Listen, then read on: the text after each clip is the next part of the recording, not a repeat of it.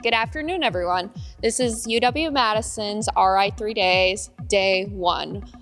As a brief overview, my name is Brianna, and here with me I have Kirsten. We are in the Milwaukee Robotics Academy for this weekend.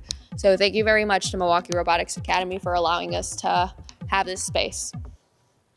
To start off with, for this Ri3Ds, we as a UW-Madison group decided to go with simpling down the game to 3 simple mechanisms that every single team will need, and it will be useful for them. Those 3 mechanisms being the intake, the shooter, and the climber.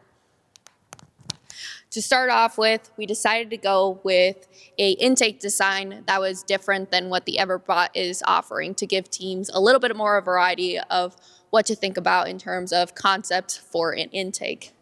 We decided to go with an over-the-bumper intake that will have 2 separate sets of intake wheels, one on the top and one on the bottom of the fuels. This allows for more traction on the ball, but also being able to carry it fully into the hopper. Some things that we figured out today while testing was that the bumper fabric against this type of intake is not the best material to pull up the fuels.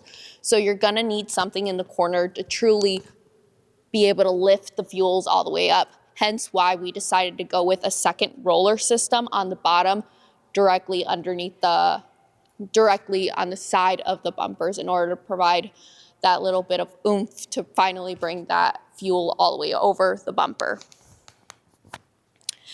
That being said, after the fuel is intaked into our system, we move on to the shooter subsystem.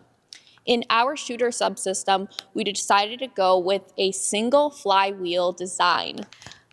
With this design, it's very simple, similar to what you guys see in the kitbot. Fuel will be intaked via one big flywheel in the center of our shooter and be shot up through this guy. One thing that we found out while testing was that one flywheel didn't provide enough traction or compression for us. So one thing we'll be moving forward with is probably going to be a 2 flywheel design or a double flywheel design. One thing to note, if you guys are going with a single flywheel or a double flywheel design, is that compression is very important.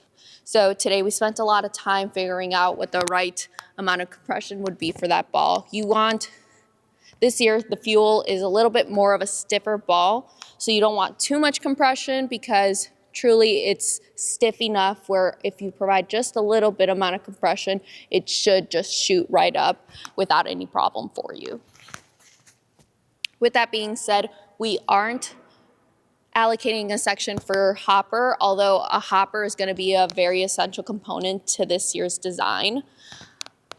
We are currently still working on different mechanisms to see what's going to be the best way to package our hopper in order to provide teams with the most amount of opportunity to store fuel while being able to shoot as many fuels as you can when scoring into the hub. So we look forward to seeing future designs for that. Now, as for the climber, I will head the microphone over to Kirsten to talk more about those designs. Yeah, so we had a few different goals with our climber.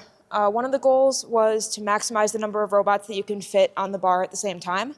So with that in mind, our goal is to attach to one of these overhangs on the outside so that if you have a robot on your alliance with a more traditional climber design that kind of hooks onto the bars in the middle here, then you could fit multiple robots on the rung at the same time.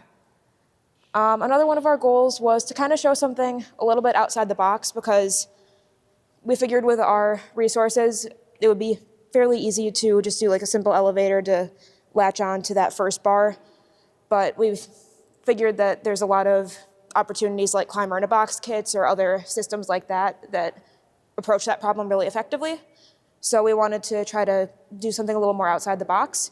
So what we came up with is inverting the robot for the climb, using the rule that you just have to have your bumpers above the rung in order to be able to score.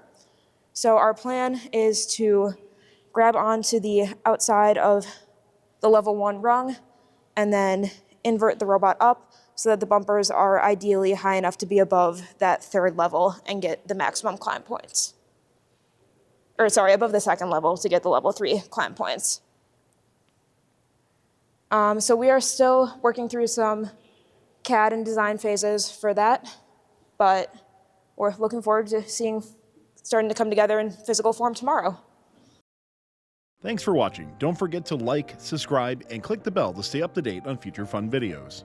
Founded by First Alumni, FRC Tees understands what teams need. High-quality apparel fast. From t-shirts to jackets and more, with a free 14-day turnaround and faster options available, you can join 200-plus teams who are already saving. Get a free quote by scanning the QR code or going to frctees.com. Osh Cut is a premier metal cutting service for first teams. No minimum order, options for same-day turnaround, guaranteed lead times, and instant online quotes. Osh Cut is offering first teams 50% off any future order up to $200 when you scan the QR code or go to funroboticsnetwork.com/OSHCUT. Just upload a 3D model or flat pattern to get started.